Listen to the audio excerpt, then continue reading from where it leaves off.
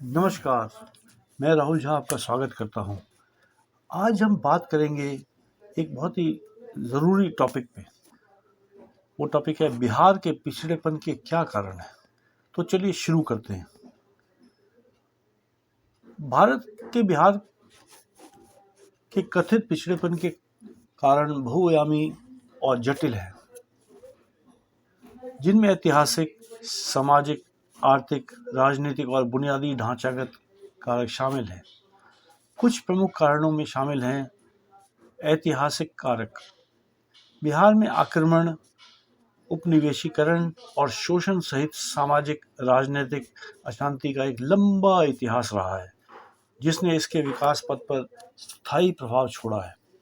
क्षेत्र के ऐतिहासिक संदर्भ ने इसकी आर्थिक और सामाजिक चुनौतियों में योगदान दिया है। आर्थिक कारक। बिहार में सीमित औद्योगिकरण और बुनियादी ढांचों के विकास के साथ मुख्य रूप से कृषि अर्थव्यवस्था है। राज्य को कम कृषि उत्पादकता, सिंचाई सुविधाओं की कमी, खंडित भूमि जोत और ऋण और बाजारों तक अपर्याप्त पहुंच जैसी चुनौतियों का सामना करना पड़ता है। सामाजिक कारक। बिहार गरीबी, अशिक्षा, जाति आधारित भेदभाव और लैंगिक असमानता सहित विभिन्न सामाजिक मुद्दों से जूझ रहा है। ये कारक राज्य में सामाजिक गतिशीलता, आर्थिक विकास और विकास पहल में बाधा डालते हैं। राजनीतिक कारक। बिहार ने पिछले कुछ वर्षों में राजनीतिक अस्थिरता और शासन के मुद्दों का अनुभव किया है, जिसने विकास नीतियों और कार्यक्रमों के कार्यान्वयन को प्रभावित किया है। भ्रष्टाचार, भाई भतीजावाद और राजनीतिक इच्छाशक्ति की कमी के कई उदाहरण आए हैं सामने, जिसने प्रभावी प्रशासन और संसाधन आवंटन में बाधा उत्पन्न की है। बुनियादी ढांचा। बिहार को अपर्याप्त सड़क नेटवर्क, बिजली आपूर्ति, स्वास्थ्य देखभाल सुविधाओं और शैक्षणिक संस्थानों सहित महत्वपूर्ण बुनियादी ढांचों की कमी का सामना करना पड़ता है। खराब चुनौती बुनियादी ढांचा, आर्थिक गतिविधियां बुनियादी सेवाओं तक पहुंच और समग्र विकास की संभावना को सीमित करता है। प्रवासन।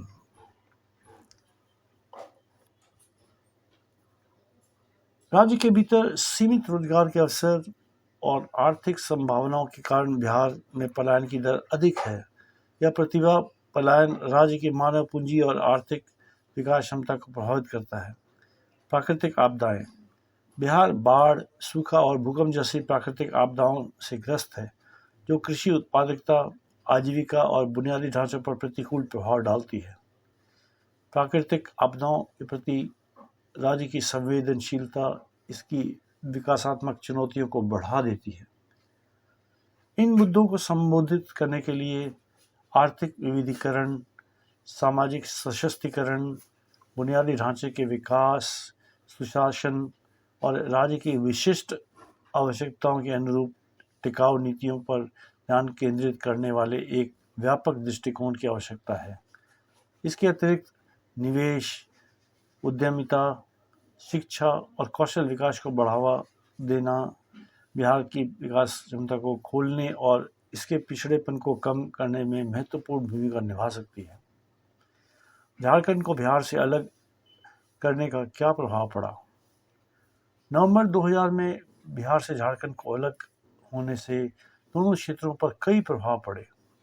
प्रशासनिक पुनर्गठन।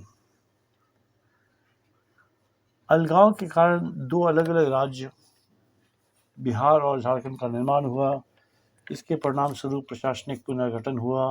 प्रत्येक राज्यों की अपनी सरकार, विधायिका और प्रशासनिक मशीनरी थी। राजनीतिक प्रभाव। अलगाव ने दोनों क्षेत्रों के राजनीतिक परिदृश्य को बदल दिया। एक महत्वपूर्ण जनजाति आबादी वाले झारखंड को अपने विशिष्ट सामाजिक, आर्थिक और राजनीतिक मुद्दों को संबोधित करने के लिए स्वायत्तता प्राप्त हुई, जो अक्सर बिहार को बड़े राज्य में छाया हुआ था। इससे झारखंड के हितों पर ध्यान केंद्रित करने वाले नए राजनीतिक दलों और नेताओं का उदय हुआ। संसाधन आवंटन। अलगाव ने संसाधन आवंटन को प्रभावित किया, विशेष रूप से बुनियादी ढांचे के विकास और शासन के संदर्भ में। कोयला, लौह अयस्क और बॉक्साइट जैसे खनिज संसाधनों से समृद्ध होने के कारण झारखंड ने अपने प्राकृतिक संसाधनों पर नियंत्रण हासिल कर लिया, जिससे संभावित रूप से राजस्व सृजन और आर्थिक विकास की वृद्धि हुई। हालांकि इसे इन संसाधनों के सतत प्रबंधन और दोहन की चुनौतियों का सामना करना पड़ा। विकास फोकस। अलगाव ने बिहार और झारखंड दोनों को अपनी अपनी विकास प्राथमिकताओं पर अधिक प्रभावी ढंग से ध्यान केंद्रित करने की अनुमति दी। झारखंड अपने विशिष्ट आवश्यकताओं के अनुरूप आदिवासी कल्याण, औद्योगिक विकास और बुनियादी ढांचों में सुधार जैसे मुद्दों को प्राथमिकता दे सकता है, जबकि बिहार अपनी स्वयं की विकास संबंधी चुनौतियों को समाधान करने पर ध्यान केंद्रित कर सकता है। आर्थिक प्रभाव। अलगाव का दोनों क्षेत्रों पर आर्थिक प्रभाव पड़ा। जहां झारखंड को बहुमूल्य खनिज संसाधन विरासत में मिले, वहीं बिहार ने अपने राजस्व आधार का एक हिस्सा खो दिया। हालांकि झारखंड के मामले में प्रबंधन के अतिरिक्त प्रशासनिक बोझ के बिना आर्थिक विकास और शासन के लिए अधिक केंद्रित दृष्टिकोण से बिहार संभावित रूप से लाभान्वित हो सकता है। सामाजिक गतिशीलता। अलगाव ने सामाजिक गतिशीलता को भी प्रभावित किया, विशेषकर मिश्रित आबादी वाले क्षेत्र में। इस बात को लेकर चिंताएं थी कि विभाजन में मौजूदा तनाव बढ़ेगा या पहचान संबंधी समस्याएं पैदा होंगी। हालांकि समय के साथ बातचीत और समावेशी नीतियों के माध्यम से इन चिंताओं को दूर करने का प्रयास किया गया।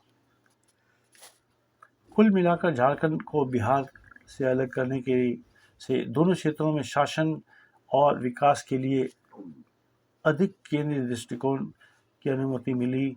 हालांकि इसने चुनौतियां प्रस्तुत की, विशेषकर संसाधनों के संदर्भ में। मिट्टी के बर्तन, चमड़े का काम, धातु का काम और हस्तशिल्प सहित कुटीर उद्योग, ये उद्योग अक्सर विकेंद्रीकरण होते थे और छोटे पैमाने पर संचालित होते थे, जिससे स्थानीय रोजगार और आजीविका में योगदान होता था। व्यापार और वाणिज्य। व्यापार केंद्र के रूप में बिहार की रणनीतिक स्थिति और ऐतिहासिक महत्व को देखते हुए थोक व्यापार, खुदरा और माल के परिवहन जैसे विभिन्न व्यापारिक गतिविधियों में कई व्यापारी कंपनियां और वाणिज्यिक उद्यम लगे हुए थे। सेवा क्षेत्र। हालांकि अपेक्षाकृत सीमित बैंकिंग, बीमा, शिक्षा, स्वास्थ्य देखभाल और आतिथ्य सहित सेवा क्षेत्र में भी कंपनियां काम कर रही थी। यह पहचानना महत्वपूर्ण है कि बिहार का औद्योगिक परिदृश्य अन्य राज्यों की तरह विकसित नहीं था और औद्योगिकरण, अपर्याप्त बुनियादी ढांचे, ऋण और बाजारों तक सीमित पहुंचे और सामाजिक राजनीतिक अस्थिरता जैसे कारकों से बाधित था। हालांकि इस क्षेत्र में सार्वजनिक क्षेत्र के उद्यमों, पारंपरिक उद्योगों और इसकी अर्थव्यवस्था में योगदान देने वाले छोटे पैमाने के उद्यमों के मिश्रण के साथ एक विविध आर्थिक आधार था। अलग हुए बिहार में निजी क्षेत्र की कौन सी कंपनी कारोबार कर रही थी? पूर्व अलग हुए बिहार में भारत के अन्य अधिक औद्योगिकृत राज्यों की तुलना में निजी क्षेत्र की कंपनियों की उपस्थिति अपेक्षाकृत सीमित थी। हालांकि अभी भी कुछ निजी कंपनियां विभिन्न क्षेत्रों में काम कर रही थी। पूर्व पृथक बिहार में कारोबार करने वाली कुछ उल्लेखनीय निजी कंपनियों में शामिल हैं टाटा समूह। भारत के सबसे बड़े समूह में से एक टाटा समूह की अपनी विभिन्न सहायक कंपनियों और व्यवसायों के माध्यम से बिहार में उपस्थिति थी। इसमें टाटा स्टील शामिल है, जिसका राज्य में खनन कार्य था, और टाटा मोटर्स, जिसके पास डीलरशिप या विनिर्माण सुविधाएं हो सकती थी। बिरला समूह एक अन्य प्रमुख भारतीय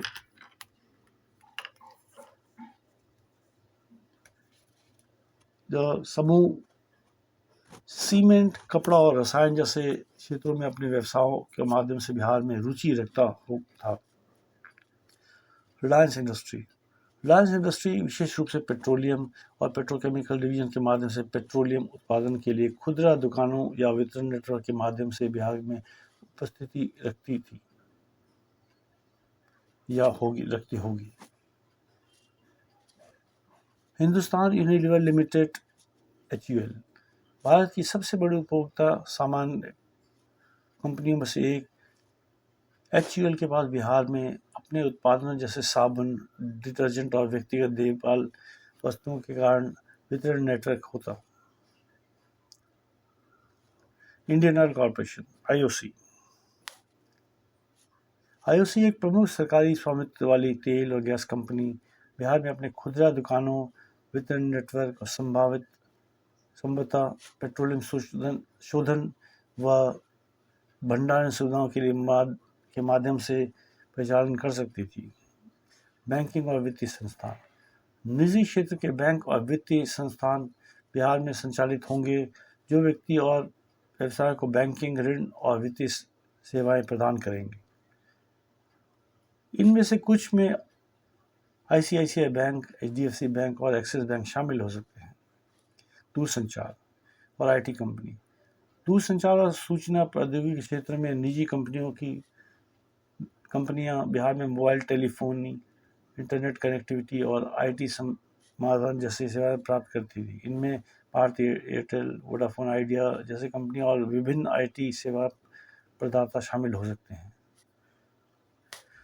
उपभोक्ता सामान और FMCG कंपनियां खाद्य उत्पाद, पेय पदार्थ और घरेलू सामान जैसे फास्ट मूविंग उपभोक्ता सामान FMCG का निर्माण और वितरण करने वाली कंपनियों की बिहार में उपस्थिति होती। इसमें नेस्ले, प्रॉक्टर एंड गैम्बल और ब्रिटानिया इंडस्ट्री जैसी कंपनियां शामिल हो सकती है। यह ध्यान रखना महत्वपूर्ण है कि पूर्व अलग हुए बिहार में इन निजी क्षेत्रों की कंपनियों की विस्तृत गतिविधियां उस समय प्रचलित बाजार की मांग, नियम, वातावरण, बुनियादी ढांचे और आर्थिक स्थितियां जैसे कारकों के आधार पर भिन्न हो सकती हैं। इनमें से कुछ कंपनियां उस समय हो भी सकती थी और नहीं भी हो सकती थी। इसके अतिरिक्त बिहार का औद्योगिक परिदृश्य अन्य राज्यों की तरह विकसित नहीं था, इसीलिए निजी क्षेत्र की बड़ी कंपनियों की उपस्थिति अपेक्षाकृत सीमित रही होगी। बिहार के अलग होने से किस निजी क्षेत्र की कंपनी को फायदा हुआ? 2000 में झारखंड को बिहार से अलग करने वाले के परिणाम स्वरूप अपने निर्माण के प्रशासनिक, आर्थिक और नियामक ढांचे के साथ एक नए राज्य का निर्माण हुआ। हालांकि अलग होने से किसी विशिष्ट निजी कंपनी को सीधा लाभ पहुंचाना चुनौतीपूर्ण है।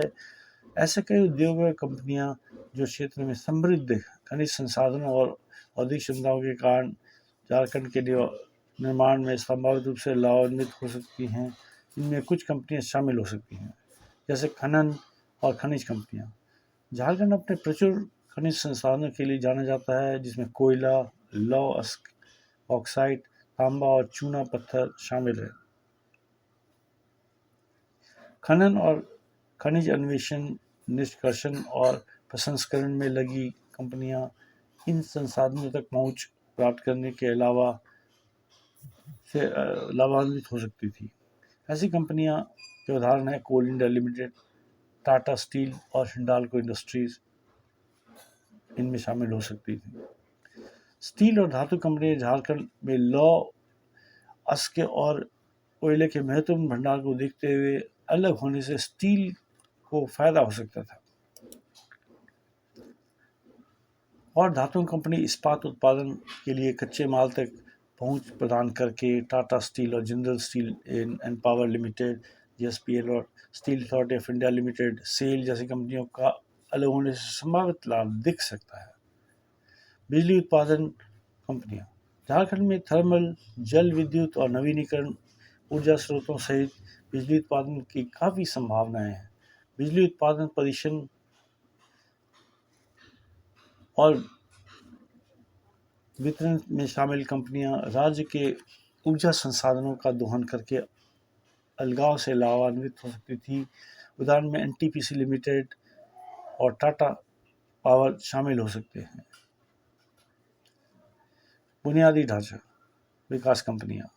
अलगाव से क्षेत्र झारखंड में सड़क, रेलवे, बंदरगाह और शहरी बुनियादी ढांचे सहित बुनियादी ढांचे के विकास की मांग बढ़ सकती है। निर्माण, इंजीनियरिंग और बुनियादी ढांचों के विकास में लगी कंपनियों को नवगठित राज्य में विकास और विस्तार के अवसर दिखाई दे सकते हैं। सेवा क्षेत्र की कंपनियां।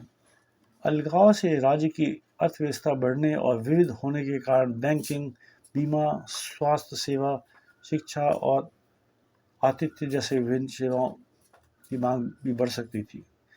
इन क्षेत्रों में काम करने वाले निजी क्षेत्र की कंपनियों को झारखंड में व्यावसायिक अवसरों में वृद्धि से लाभ हुआ होगा।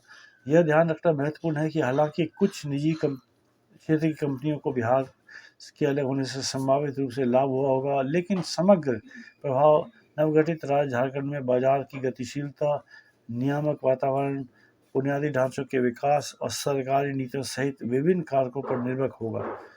इसके अतिरिक्त अलगाव ने कुछ कंपनियों के लिए चुनौतियां और अनिश्चितताएं भी पेश की होंगी, विशेषकर उन कंपनियों के लिए जिनका परिचालन बिहार और झारखंड दोनों में है। इसके साथ ही अगर आपको इस चैनल पसंद आया है तो इसे प्लीज़ लाइक और सब्सक्राइब करें। हम इसी तरह से आपके पास नई नई जानकारियाँ लाते रहेंगे। धन्यवाद।